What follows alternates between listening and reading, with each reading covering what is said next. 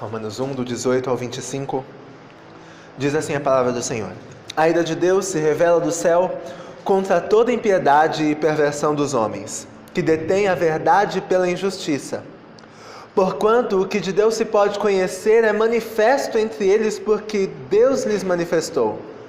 Porque os atributos invisíveis de Deus, assim o seu eterno poder, como também a sua própria divindade, claramente se reconhecem desde o princípio do mundo, sendo percebidos por meio das coisas que foram criadas. Tais homens são por isso indesculpáveis. Porquanto, tendo o conhecimento de Deus, não o glorificaram como Deus, nem lhe deram graças, antes se tornaram nulos em seus próprios raciocínios, obscurecendo-se-lhes o coração insensato, inculcando-se por sábios, tornaram-se loucos, e mudaram a glória do Deus incorruptível em semelhança da imagem de homem corruptível, bem como de aves, quadrúpedes e répteis. Por isso, Deus entregou tais homens à imundícia, pelas concupiscências de seu próprio coração, para desonrarem o seu corpo entre si, pois eles mudaram a verdade de Deus em mentira, adorando e servindo a criatura em lugar do Criador, o qual é bendito eternamente. Amém. Oremos mais uma vez. Pai amado, mais uma vez nós rogamos, pedimos, suplicamos ao Senhor que fale ao nosso coração, que molde a nossa vida conforme a Tua vontade. É o pedido que nós, o Teu povo aqui presente, fazemos em nome de Cristo. Amém. Numa rodinha de meninos, surgiu uma conversa meio esquisita. Um deles disse o seguinte: bem que a gente podia roubar alguma coisa, vender e dividir o dinheiro. Um deles, ouvindo a ideia, falou assim: não, eu vou embora. Eu vou embora porque essas coisas sempre dão errado. Uma hora vão descobrir o que a gente fez, e aí eu não estou afim de arcar com as consequências disso. Virou as costas e saiu. A grande questão é que muitas vezes essas pessoas fogem com medo das consequências para todos, as consequências que seriam severas por causa da gravidade do delito. E é basicamente o que Paulo fala no versículo 18. Ele diz que a ira de Deus se revela do céu contra toda a impiedade e perversão dos homens que detêm a verdade pela injustiça. As duras, as severas consequências do crime, do roubo lá dos meninos, ou de qualquer um dos nossos pecados, um dia terá de se deparar com a ira de Deus. Um dia terá de contemplar a santidade de Deus e perceber a gravidade do que fizemos, do que vivemos. E muitas vezes a gente não entende a gravidade que é, a severidade que é a ira de Deus, porque nós temos a compreensão errada dos nossos próprios pecados. De algum jeito, de vez em quando a gente encontra maneiras aparentemente justificáveis para explicar os pecados que cometemos.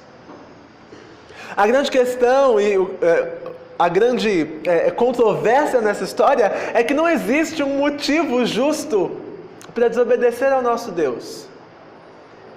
Então, a ira de Deus se revelará contra toda impiedade, contra toda perversão dos homens que detêm a verdade pela injustiça. E aí a gente olha para esse texto e fala assim: eu não sou um ímpio, eu não sou perverso, eu não fico detendo a verdade pela injustiça, logo eu estou salvo da ira de Deus. Quando a gente entende o raciocínio hebraico de construção de texto, a gente percebe que a essência, o ensino, o fato mais importante é sempre comunicado primeiro e resumido. E logo depois vem dando detalhes. Então, Lembrem-se lá de Gênesis 1. No princípio criou Deus o céu e a terra. E aí ele vai dizer como é que foi que Deus fez isso. A terra, porém, estava sem forma e Deus foi criando todas as coisas. Lembramos de Mateus, capítulo 1, livro da genealogia de Jesus Cristo, filho de Davi, filho de Abraão.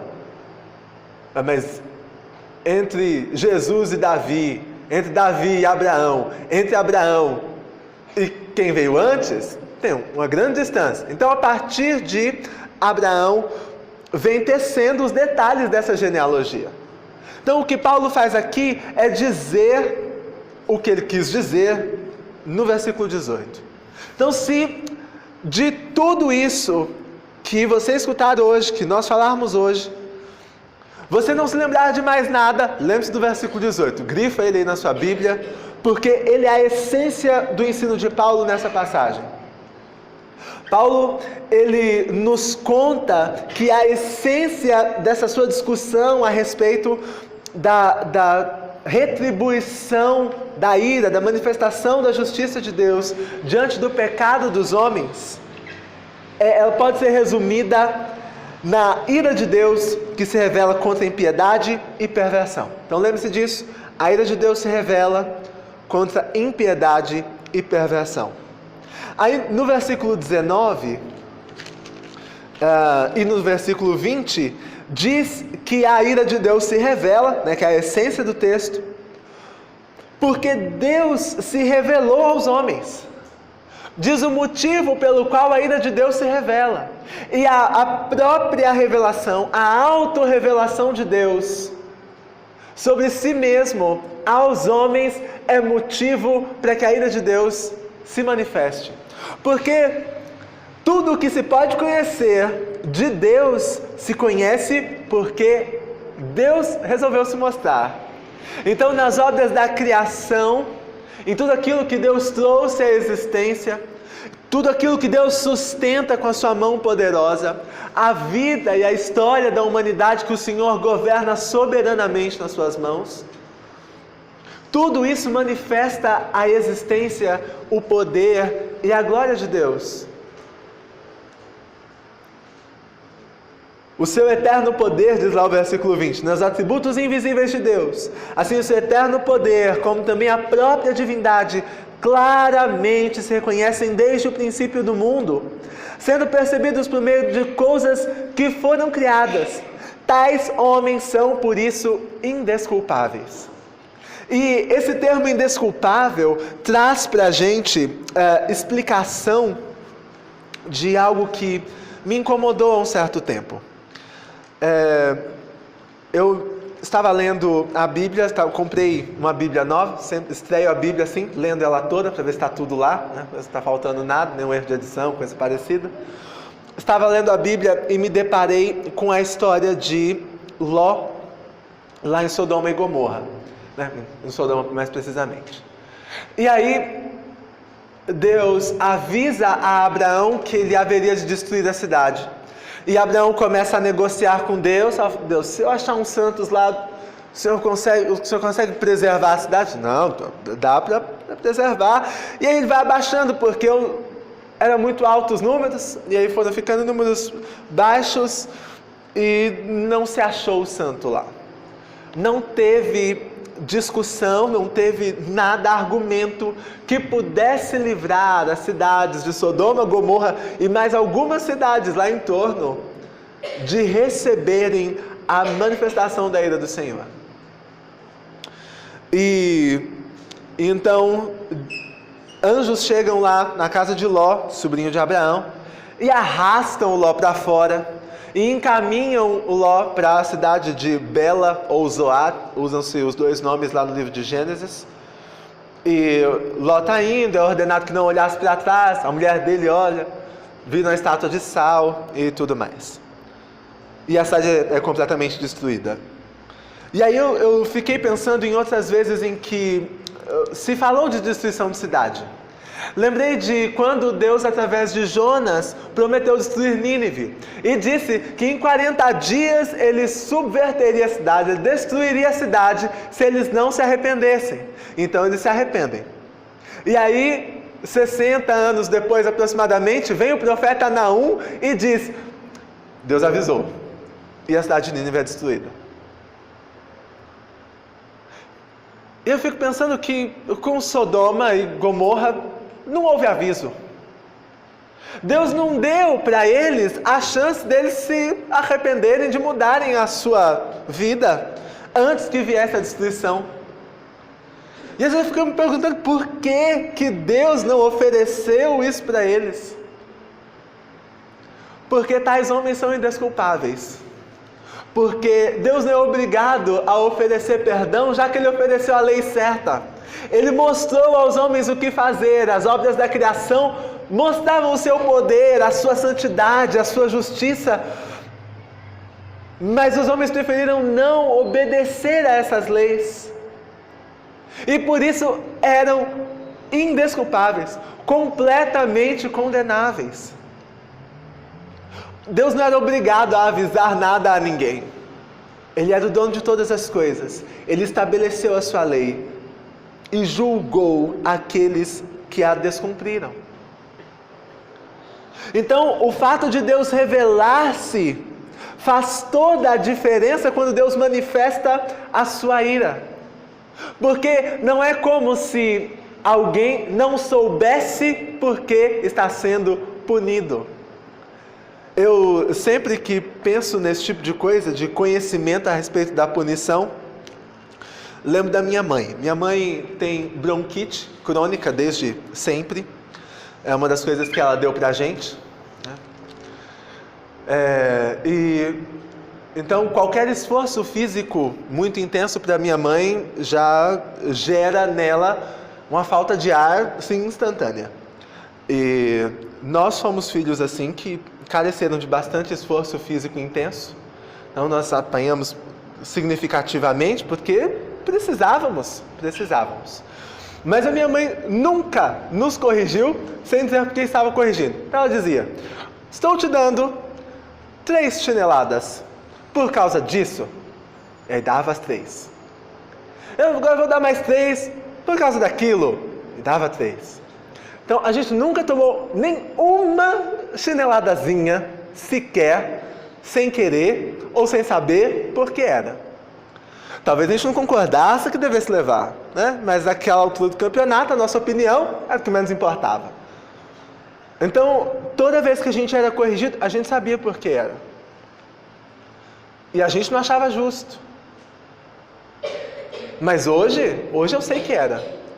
Hoje, quando eu olho para histórias como a daqueles meninos que decidiram roubar alguma coisa, eu fico pensando que talvez onde a disciplina reinava mais, na casa daquele que saiu correndo. Mas aí eu lembro que lá em casa eu nem estaria na rua àquela hora da noite. E então nós entendemos que o fato de Deus se revelar é o motivo pelo qual a ira de Deus recai sobre os homens. Porque Deus disse o que deveria ser feito. Lembre-se que o conhecimento do bem e do mal, ele já estava implícito ao homem. Obedecer é bom, morrer é mal. De modo que ele não queria morrer. Até o momento em que pecou, não tinha sido manifestada a vontade de morrer. Aquele que vai contra a vontade de Deus, aquele que peca, sabendo que o salário do pecado é a morte, manifesta desejo de morrer. Então entendam, irmãos, que quando Deus se revela ao homem, Ele está dando ao homem tudo o que o homem precisa para viver como Deus determinou que vivesse. Mas não é só isso. A ira de Deus se revela contra toda impiedade e perversão. Então, o que é impiedade e o que é perversão? Vamos olhar aí os versículos 21 a 23. Porquanto, tendo o conhecimento de Deus, não o glorificaram como Deus, nem lhe deram graças, antes se tornaram nulos em seus próprios pensamentos. em seus próprios raciocínios, obscurecendo-se-lhes o coração insensato, inculcando-se por sábios, tornaram-se loucos e mudaram a glória do Deus incorruptível, em semelhança da imagem de homem corruptível, bem como de aves, quadrúpedes e répteis. O que Paulo está definindo aqui são as palavras impiedade e perversão. A palavra impiedade aparece na Bíblia várias vezes, assim como a palavra ímpio aparece na Bíblia várias vezes. E o significado dessa palavra no contexto bíblico não é simplesmente alguém mau, alguém cruel, mas é aquele que não acredita em Deus. Aquele que não admite a existência do Deus vivo e verdadeiro. Este é o ímpio. E é por isso que o ímpio é ligado a deter a verdade pela injustiça. Porque aquele que não reconhece nem ao menos que Deus existe, não o adora. E esta é a maior injustiça de todas. Não render a Deus a adoração que lhe é devida. Não agradecer a Deus pelas bênçãos que Ele dá aos bons e aos maus. Então, o ímpio é aquele que despreza a existência de Deus, que não considera a existência de Deus. O Salmo 14, assim como também Romanos capítulo 1 e o Salmo 51 também repete, fala que o insensato diz no seu coração, não há Deus. E daí para frente, a partir dessa certeza de que Deus não existe, ele vive a sua vida. Para algumas pessoas é muito importante que Deus não exista. Porque se Deus existir e Ele for como a Bíblia diz que Ele é, algumas pessoas estão perdidas. Algumas pessoas serão condenadas. Algumas pessoas serão castigadas e elas sabem disso. Então elas negam a existência de Deus. Elas negam a existência de Deus porque se eu não acredito em Deus, Ele não tem como me punir. O grande problema é que a crença não faz de Deus Deus. Isso são fadas, sabe? Eu acredito em fadas, e aí você ressuscita a sininho. Quando você não acredita, ela morre. Deus não é assim. Aos que creem e aos que não creem, Deus é Deus. E como é que a gente sabe disso? Ele se mostrou assim. Quando ele se apresenta a Moisés, ele fala assim, Senhor, como é que eu digo? Quem eu digo que me enviou? E ele diz, eu sou. Diga que o eu sou te enviou. E aí, às vezes, a gente vê na Bíblia, Deus se apresenta como o eu sou o que sou. E aí você fala, que redundância, que repetição desnecessária. Mas é que não existe um jeito mais enfático de dizer que alguém existe. Porque toda a existência deriva de Deus. Então Deus não apenas existe assim como nós, porque a nossa existência precisa da existência dele para acontecer. Deus é aquele que não precisa de ninguém. Deus é aquele que existe.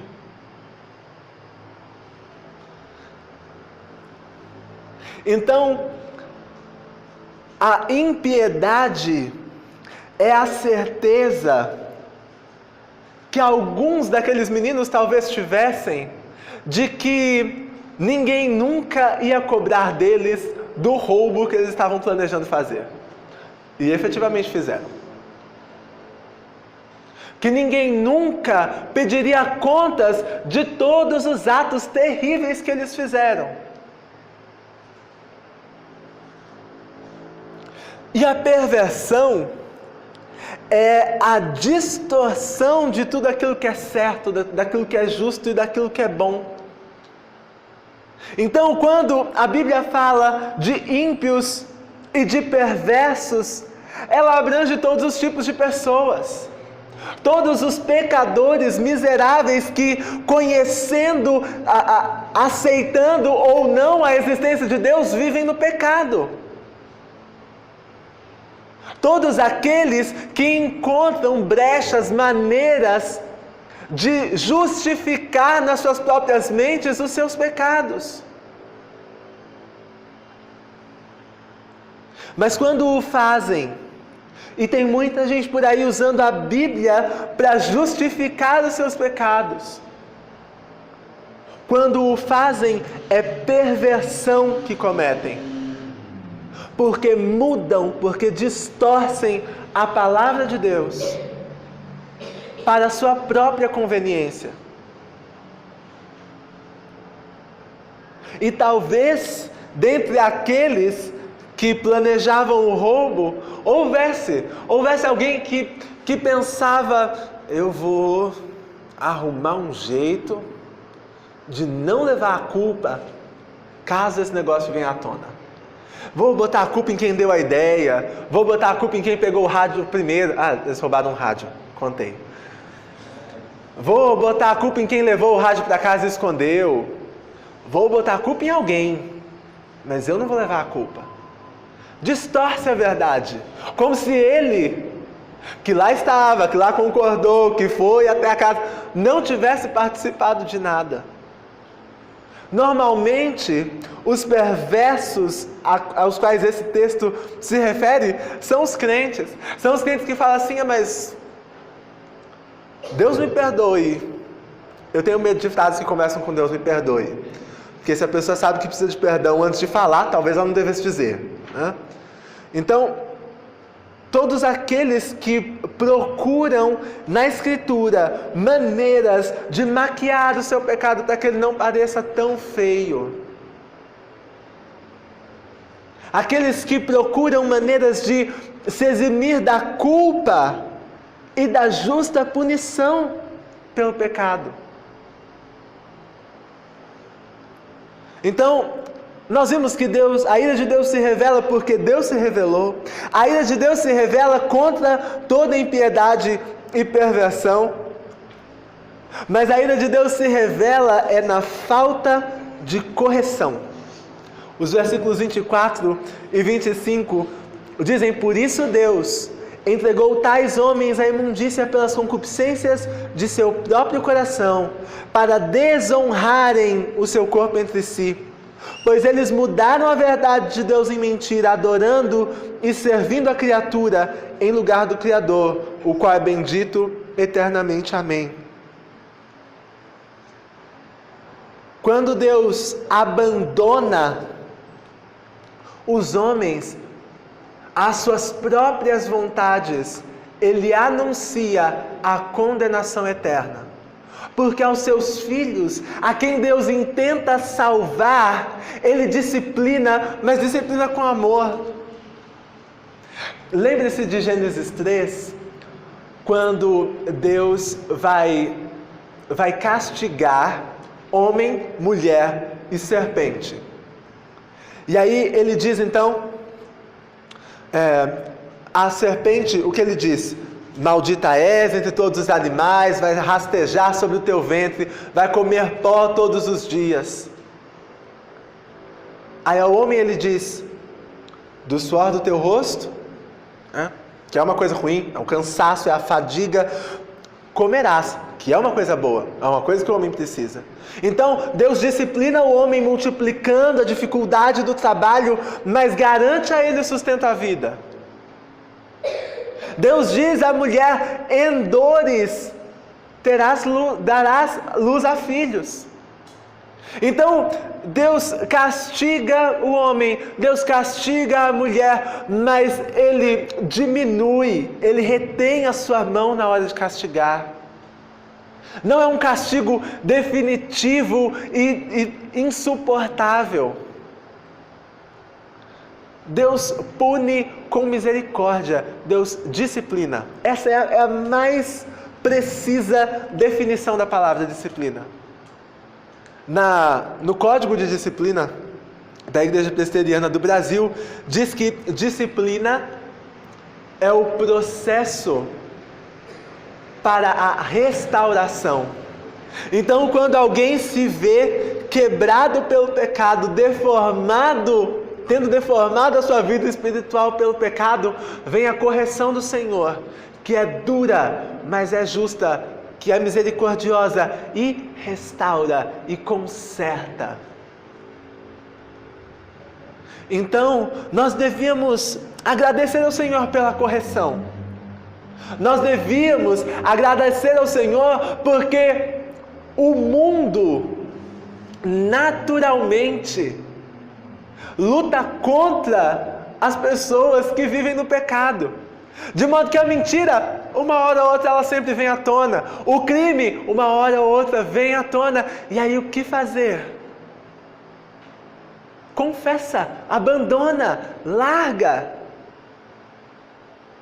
Ou assuma para si as consequências. O pecado descrito aí no versículo 25, pessoas que mudam a verdade de Deus, adorando e servindo a criatura em lugar do Criador, é popularmente conhecido como idolatria.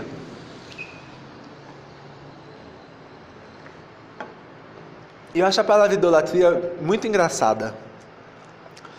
Porque, na verdade, é o conceito, a palavra em si.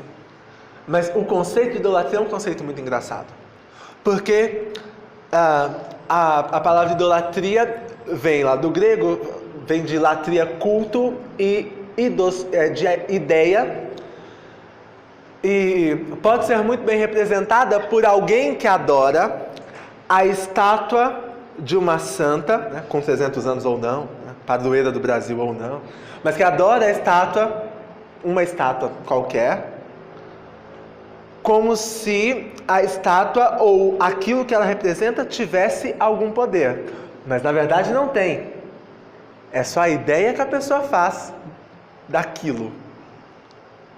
Então, basicamente, não é a Maria que está sendo adorada da estátua Aparecida, sei lá onde.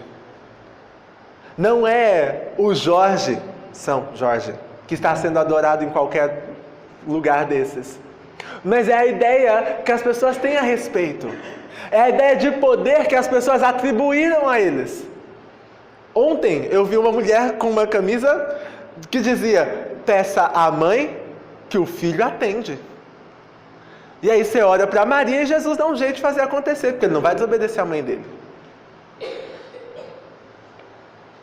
Então eu queria encontrar alguma base racional para isso. Mas não existe outra senão que o homem imagina poderes e atribui poderes, atribui importância a coisas e pessoas que não têm. E na definição e na aplicação mais prática do conceito de idolatria, toda a idolatria é basicamente uma autoadoração. Porque quando eu me coloco no lugar de mais importante, quando eu tomo para mim o trono de Deus que deveria estar na minha vida, que deveria governar a minha vida, quando eu me torno, por achar que eu sou muito importante, né, por me idolatrar, quando eu me torno objeto de culto, tudo aquilo que servir para me agradar, para me dar conforto ou para me livrar de uma situação ruim, é válido. Então, nesse mundo mal, nós precisamos de dinheiro. Como é que nós vamos arrumar esse dinheiro? Vamos invadir a casa da vizinha que trabalha à noite, não vai ter ninguém em casa, a gente rouba um rádio, a gente vende e a gente reparte o dinheiro. Qual é o problema disso? Nenhum. Eu vou receber a minha parte, tá tudo bem. O problema é que as pessoas levam isso às últimas consequências. E aí quando elas acham que a vida de alguém está prejudicando o bem-estar delas, elas matam a pessoa. Isso é pecado? Não, porque o seu Deus, que é o seu próprio umbigo, se agrada disso. Quem define o que é pecado é a divindade. Então, se você adorar você mesmo, o que for necessário para que você esteja bem, você vai fazer. E aí, os homens se colocam em situações ridículas, de adorarem outros homens, de adorarem répteis, de adorarem, pior, a estátua do réptil. Não faz sentido nenhum. Porque ele tem tão pouco poder que você precisou fazer da estátua dele. Se ele dependesse do próprio poder, não faria uma estátua para si, ou de si. Então, o que fica muito claro para a gente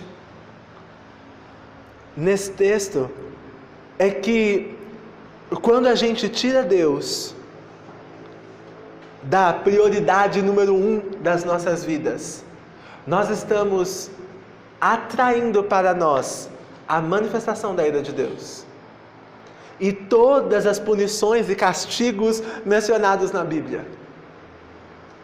Porque da idolatria, que é a raiz de todos os pecados, vem todos os outros. E aí é um buraco sem fundo. Antes das 10 horas da manhã do dia seguinte ao roubo, todas as mães dos meninos envolvidos já estavam sabendo. E aí a ira se manifestou. Uma das mães bateu no filho com um cabo de vassoura. Bateu muito mesmo. Uma delas obrigou o filho a ler e resumir o Código Penal brasileiro. Foi tenso. Um menino de 13 anos, mal sabia ler, né? Foi ler o Código Penal. Coitado. Uma das mães enviou o filho para morar no interior do Espírito Santo, onde não tinha nada para ele roubar. E a outra deu uma bronca no menino e só. Aí os outros 3 que foram severamente punidos ficaram se sentindo injustiçados, porque eles sofreram duras punições e o outro só tomou uma bronca. Nenhum castigo o miserável tomou. E aí, eu olhando para esse tipo de situação, eu lembrei de um texto.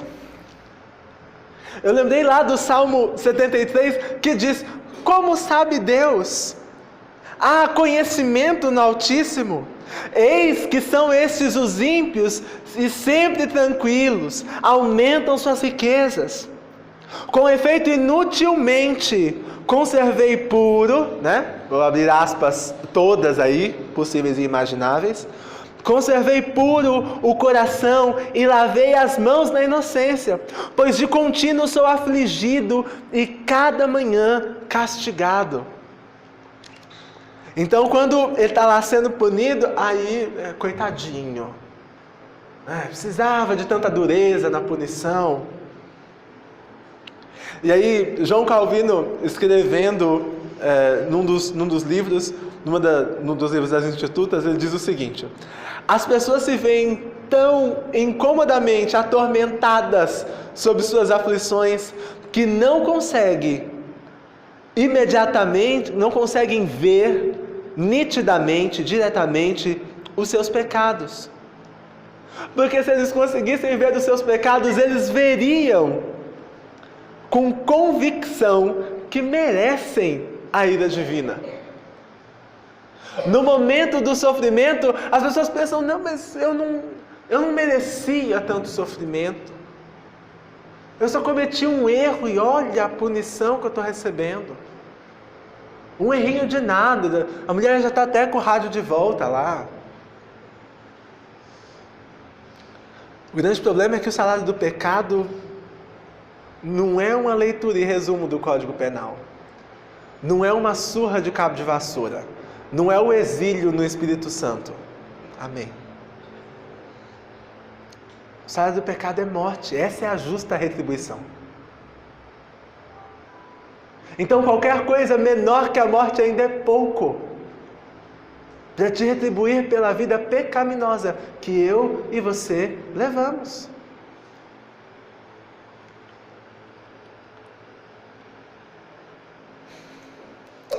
Nos deixar sem correção e à mercê dos nossos próprios desejos e do nosso coração é o anúncio da condenação de Deus, porque o Senhor disciplina quem ama, o Senhor corrige os seus filhos. A ira é a justa retribuição a todo pecador que desde o ventre já é merecedor da morte eterna. Adão tornou-se pecador porque cometeu um pecado. Nós cometemos pecado porque somos pecadores. Desde o ventre, inclinados para o mal. É só questão de tempo até a gente cair. E a gente pensa, não, mas leva até um certo tempo para esse negócio aflorar na gente. Vai dar aula para criança. Olhe com frieza para o comportamento de crianças de 2, 3 anos. Que o pai em casa, toda noite, lê com um menino o Salmo 100 para ver se ele decora um versículo. E ele não decora nem a pau. Mas palavrão, basta ele ouvir metade que ele aprende. Pelo menos uns 15. Então, é uma coisa muito clara que todos os seres humanos são pecadores. E se nós entendemos isso, e se nós entendemos que a ira de Deus é justa e que ela se manifestou da maneira mais intensa lá em Jesus Cristo, lá na cruz do Calvário. Um autor anglicano muito famoso costumava dizer que na cruz o inferno subiu até Jesus e o afligiu intensamente. Lá na cruz, meus irmãos, é uma questão matemática muito simples. O nosso pecado resultaria para nós morte eterna. É a existência da eternidade sofrendo no inferno.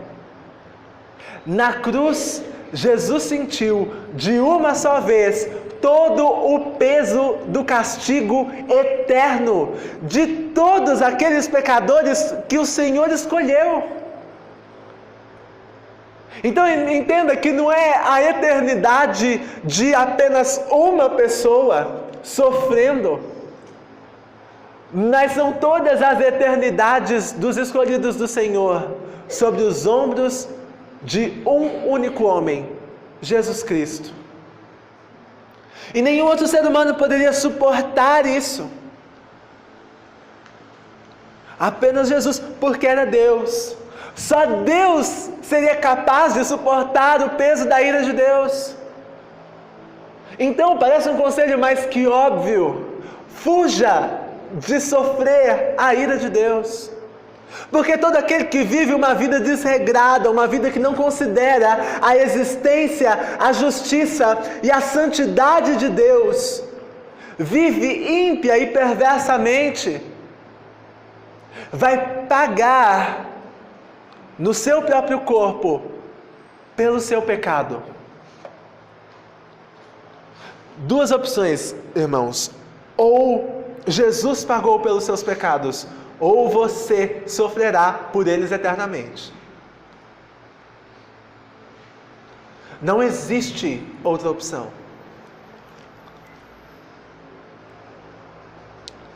O texto que é mais sugestivo para falar sobre a ira de Deus, está lá em Hebreus capítulo 10. Horrível coisa é cair nas mãos de um Deus irado. Sabe por quê? E Jesus fala isso de maneira indireta. Ele diz lá em João que as ovelhas que estão na mão do Senhor, ninguém arrebata. Não tem como escapar das mãos do Senhor. Para a graça ou para a justiça, não há como escapar das mãos do Senhor.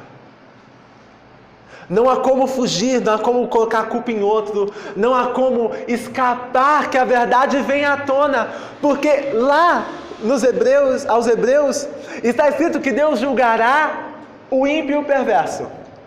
Não é? Não é não. Diz que Deus vai julgar o seu povo. Então, a gente fala assim, eu sou salvo e remido no sangue do Cordeiro.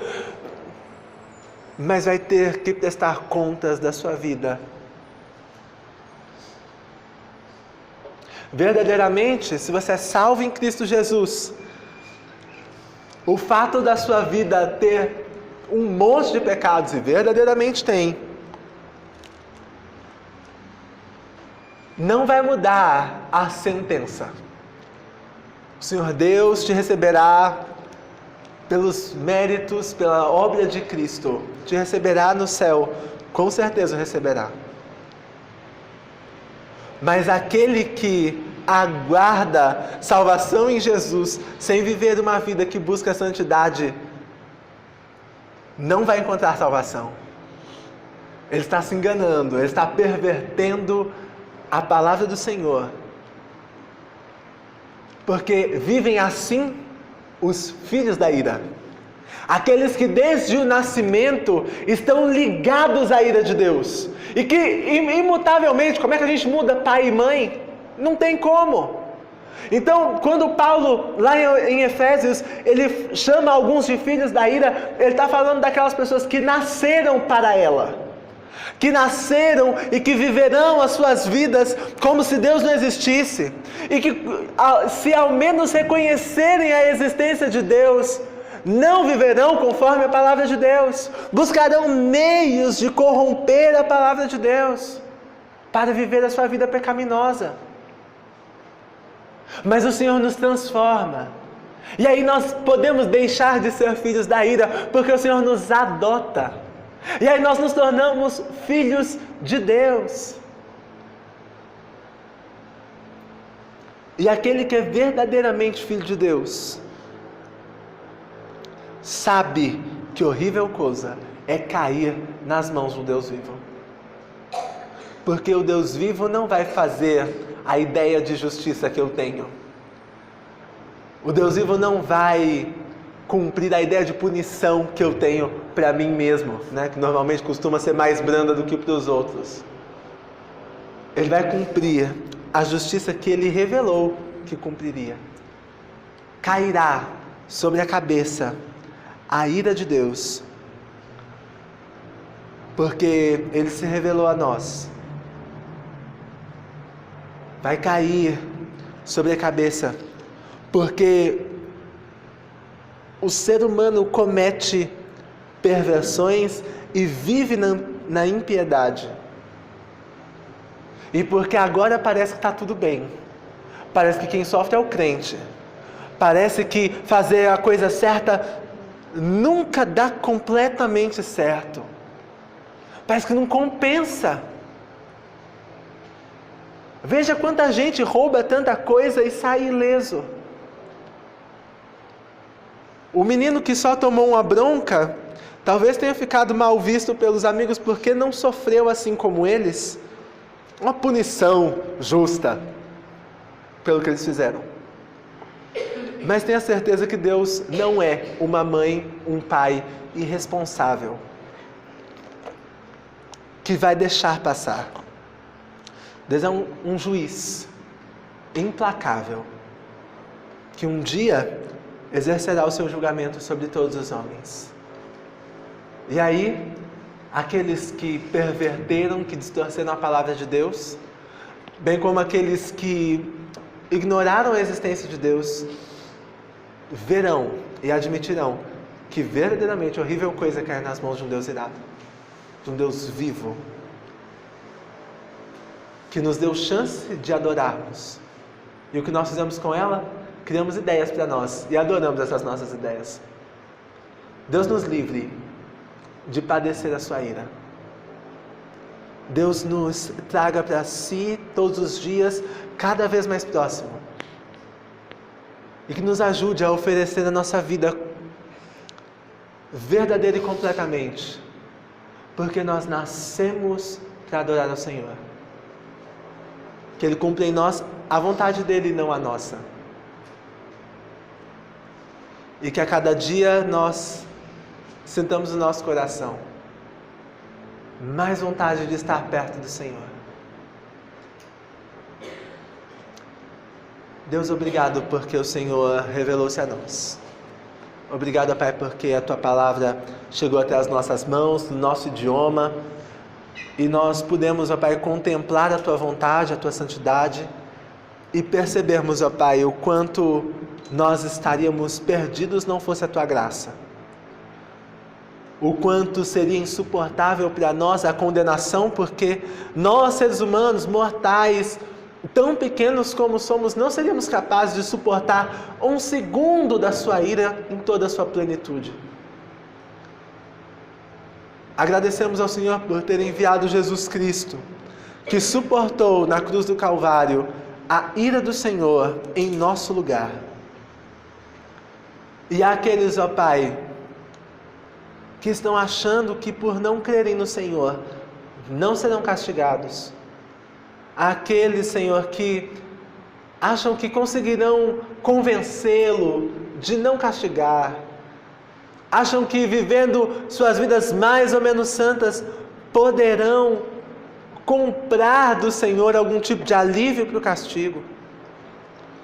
Que o Senhor nos convença da justiça, do juízo, do pecado.